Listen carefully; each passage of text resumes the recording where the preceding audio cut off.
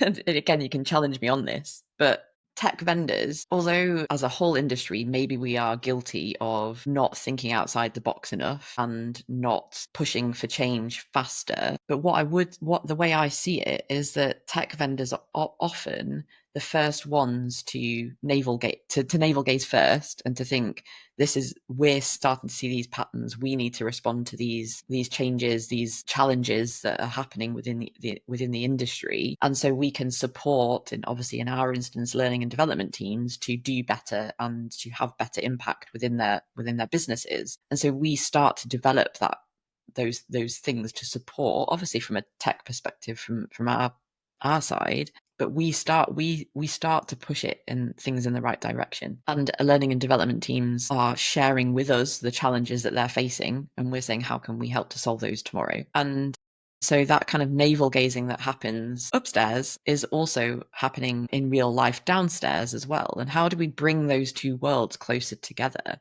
Because there's definitely, in the case of learning technologies, is a really good example of this. There's definitely a divide between what vendors are talking and how people within the conference are talking. And yes, you want to avoid people standing on stage and pitching you and selling you a product, but actually we're all working towards the same thing and trying to solve a lot of the same challenges together. And people who stand up on stage and talk about some of the work that they've been doing, or the vision that they want to get to, a lot of it is tech enabled. And if you're solving the right problems, you're bringing in the right tech. Sometimes, if it is tech that's a solution. So I guess that's more of a broader kind of question of like, how do we bring those two worlds closer together, and also recognize the fact that vendors are navel gazing as well as internal teams. So I can answer that mostly, right?